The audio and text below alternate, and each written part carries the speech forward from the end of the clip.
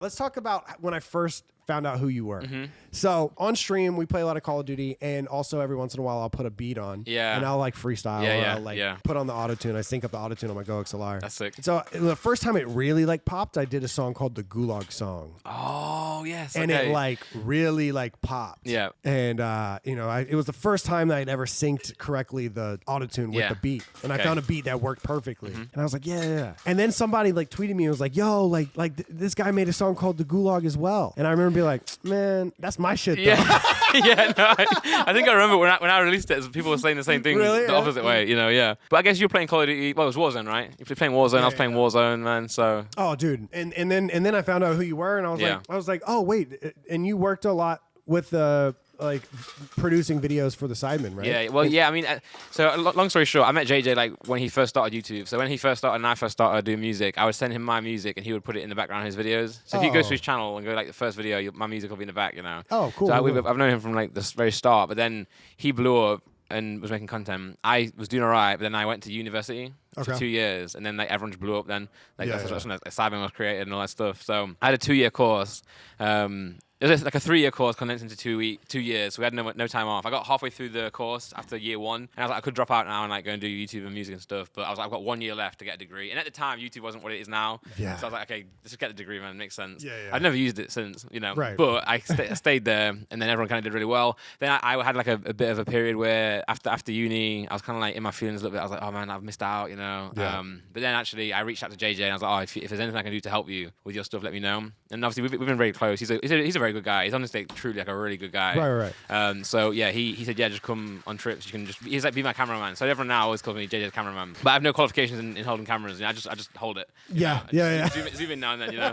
So I used to follow him around like to like LA, Vegas and stuff when he was doing his brand deals and stuff. And then and then I guess at that point I was also making content, and then my stuff started to pick up a little bit, and then I started to So yeah, I've always, and then the Sidemen as well. All the Simon, all the boys in there are friends of JJ's, so I met them all through that as well. So yeah, so I guess Sidemen content. Yeah. So that's when I was asking people like, because I was asking stream, I was like, yo, who's this guy? Because I was listening to the Gulag Song, and I was like, fuck, I hate that it's good.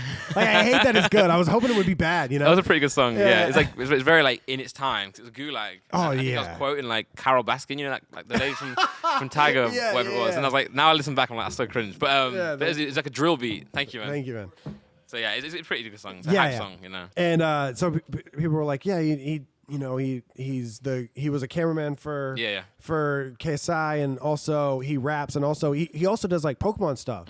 And I was like, did you ever live was there a Sidemen house? There was, right? Yes. So I used to, so I lived in the north of, I lived in the Midlands of England, so 3 hours away from London, but I was working a lot with JJ and Simon and the boys. So they had a house, so I would stay at the house a lot. So I would go for like a week, or a few days, stay in with the spare room, and then we would and I'd go back, you know? Yeah. So, yeah. So you stayed at the Sidemen house, I stayed at the Optic house. You were a videographer for... KSI. So I was a videographer for Optic. Yeah. I like Pokemon a lot, and I rap, and I was like, who's this guy? What the fuck is going on? This guy's taking my... I was like, this is insane. Yeah, true. And I was like, I have to meet this guy. And then when COVID happened, my girlfriend and I got super into Pokemon, like crazy. A lot of people did during that year, and so we were and then that's when I rediscovered. I was like, this is the guy that made the Gulag Song, and then we just pumped out every video. Like we would just watch Pokemon before we go to bed, like you and Lee and Unlisted Leaf, like all of them. We would watch all of them, and so it's. I mean, I guess cheers to that. Yeah, cheers. Come on, cheers to that. Pokemon, rap, and gaming adjacent content. I mean, that's crazy. Yeah, I mean, I've always known about Optic. I always watched it. I've got friends who are like closer to Call of Duty. I mean, I play just for fun. I'm not good at all, really. As much as I pretend I am when I'm on there. But no, obviously, I know the content. I know I know everything about it, you know. So when you reached out, I was like, oh, this is cool as well, you know. And then the streams you guys did are so fun as well, just freestyling. That's actually I got to play one day actually. I got to jump on. Yeah, just a freestyle. Yeah, why not? We actually have Austin's gonna throw a beat on real quick. Sick. I'm just kidding. We just go sway in the morning and shit. Yeah. Have you seen the Harry Mack guy? He's unbelievable. Yeah, he makes me feel so bad about myself. Dude, because this is so good. The way I think the way he thinks about freestyling is so different from like anyone else. It's like him and like King Los, and like that's it. Yeah, he's like his mind is like 4 lines ahead. I can't do that, man. And he has the thing. I remember I watched an interview with him, and he showed how he practices. I was like, what do you mean practice? Practice freestyling. And he would like, bro's doing what do you guys call it in scrim? Yeah. He's scrimming, yeah. he goes on the computer and hits the random word generator. No way. And he'll do 4 lines and lead up to a punch with that word. Wow. And his whole goal is to not have filler. And the filler is impossible. Yeah. Have you ever listened to Logic freestyle? He always goes Logici. Yeah, you know what I mean? Like you have something. Me, it's like everybody knows that I'm. Sure. You always have filler. He doesn't have filler. It No. doesn't make any sense. It doesn't make. And then he'll double time and everything. Yeah. He's like a supercomputer or something. No, it doesn't, dude. I don't understand. Yeah. And when he's so good at freestyling that when he puts out music, you're like, did he write this? Yeah. You know what I mean? Yeah, no. He doesn't need to. Imagine that. Imagine just going to the studio and you can do an album in a day. Just bam. Yeah. Just you don't even have to punch in. They just play the beat, and I'll have the song done. I wonder if he can write. Do you think he can write? I don't know. Did he trade it off? Yeah, maybe. Because sure you lose a bit of like, I don't know. I've not listened to his actual music. Yeah, me neither. I So- mean, I've listened to a few stuff that like when it pops up on my YouTube feed. Yeah. But like when he was doing his Omegle stuff, I was like, how? Yeah. It's so weird. It's so weird. It's like, have you ever watched the Dues videos? He plays guitar on Omegle. Okay. And it's funny like doing things on Omegle because it's such like it's like comedy, you know? Yeah. Like Improv. Harry Mack freestyling for, a couple that's in their living room. It's weird. Yeah, it is. But the fact that he's so damn good at it is like what makes it so good. Their reactions are always like crazy as well. That's how we know who he is, I guess. Watching the clip. True. They don't know who he is. They don't know who he He's is. this random guy like blowing our minds. Yeah. So. And it's like this, like a 30-year-old white dude who's like, yo, let me rap for you. And they're like, Yeah. sure. Yeah, I'm sure you can rap. Yeah, true. And it's the most amazing thing Ever, yeah. Yeah. Same with the dude. The dude is like, I literally think probably the best guitarist I've ever watched. Okay, I'll check it out. And same thing. He just goes on there and he'll have like a Hello Kitty guitar and be like, I've been working on this song. And then he just like, Okay. Sick. And it's the same sort of thing. But yeah, do you freestyle anymore? Or? Not as much. Not as much. Maybe skip forward to him like just shredding. I don't know. Oh my. Yeah, we're trying to pull up that.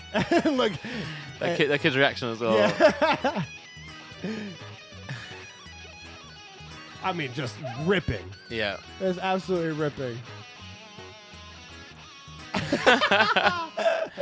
What crazy. insane content. What Yeah. insane. But you have to be so good to do that. Like Yeah. if I went on there and I was like, freestyle for me, and then I start stumbling over my words, yeah, or like I yeah. hit the auto-tune button and the auto-tune doesn't work. And I'm Yeah. like, And maybe like every one line rhymes out of like 4 bars. yeah.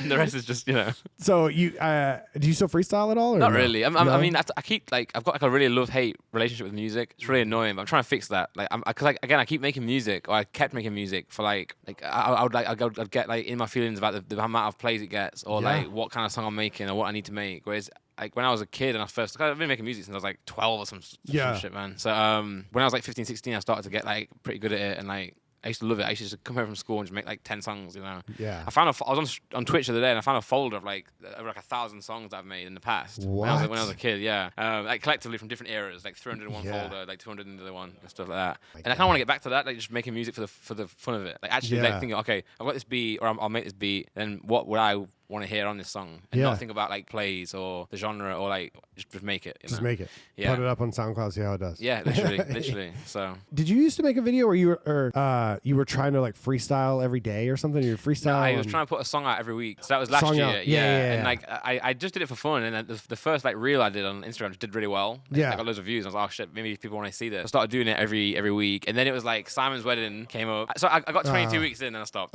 Yeah, that's how it goes. Yeah, but also like in hindsight now, there's a lot of relationship stuff going on. Yeah, of course. Then it was Simon's wedding. Then not to blame Simon, because I've told him this before. He's like, why are you blaming me? I'm not blaming you. And then there's like Vic's stag do. And then I had like a family holiday after that. So it was like, once you miss a week, it's really hard to then get back into it, back you know? in. Yeah. And then I had loads of stuff going on. I was traveling up and down the country all the time. So it was really hard to actually get this done.